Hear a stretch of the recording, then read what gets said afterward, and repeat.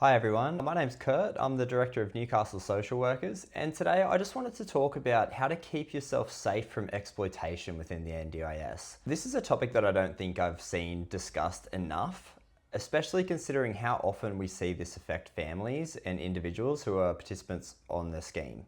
So I think this is a really important topic, and I'd just like to give you some practical advice on ways to keep yourself safe from exploitation in the NDIS. So the first thing to know is that not all providers are created equal. Some providers are outstanding, and in my view, most providers are great.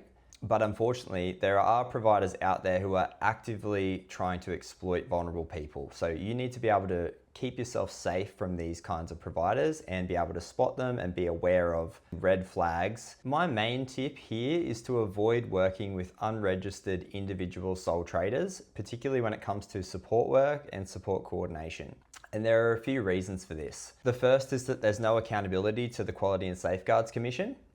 The second is that they are not required to hold an NDIS worker screening check. So one of the most important things if you choose to work with an unregistered sole trader as a support worker or a support coordinator is that you ask them to provide you with copies of their working with children check, if relevant, and a current police check. That way you know you're not working with someone who's been convicted of fraud or of some sort of child sex offences if these are a service provider that you're bringing in to work with your own child. So I think it's super important and something that's not talked about often enough. The other thing you want to do is you want to confirm that they have active professional indemnity and public liability insurance, because if something were to happen in that work environment and they don't have insurance, then it could mean that you get put into a difficult situation that could be easily avoided. The next thing is to clarify, are you working alone or do you have the support of someone else? If you're sick or unwell or unable to continue in your role, is there someone who can take over from you to make sure that either yourself or your child is getting the support that they need? Just to paint a bit of a picture on how this can look, I think one of the most common things that our team of support coordinators sees is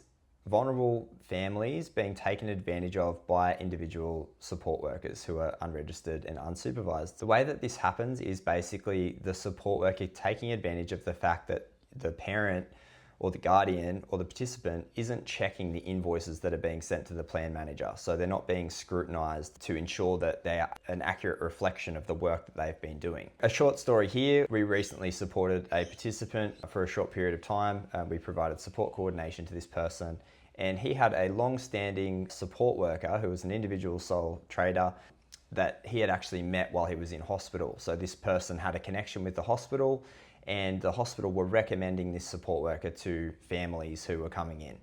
This support worker had become a trusted part of this young man's support team, and they were like, yep, this bloke's great, we love him, he does so much for our family, it's awesome.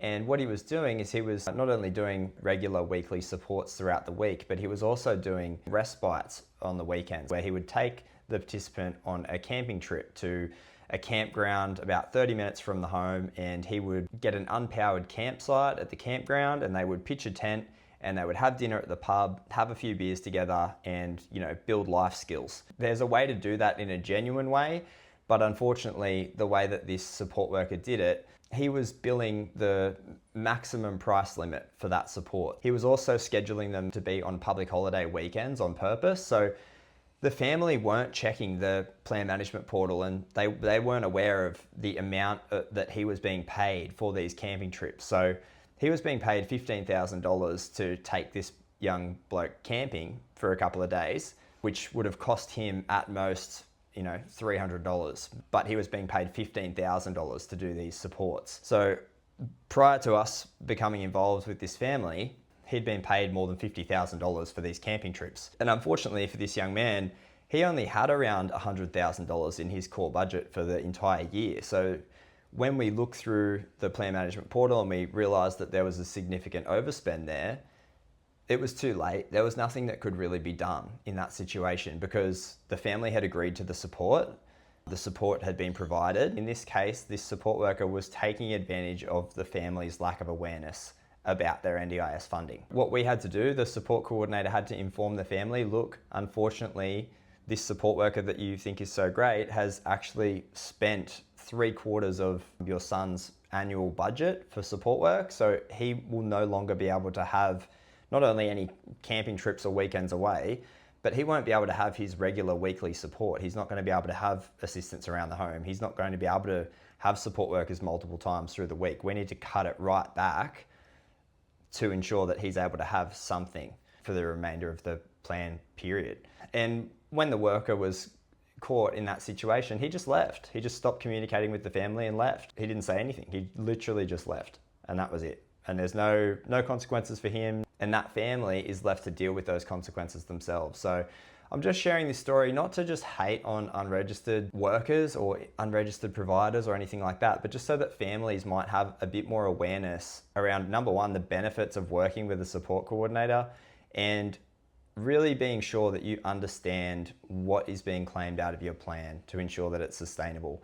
Because this kind of a thing, this wouldn't have happened with a registered provider, because they would provide a quote for any respite trip, whereas in this case, the support worker, he just put the invoices through and the family never saw them until it was too late, until we brought them to their attention. Just keep yourself safe. If anyone has any questions, wants to talk about it, or if you've had a similar experience, put it in the comments. Look forward to chatting soon.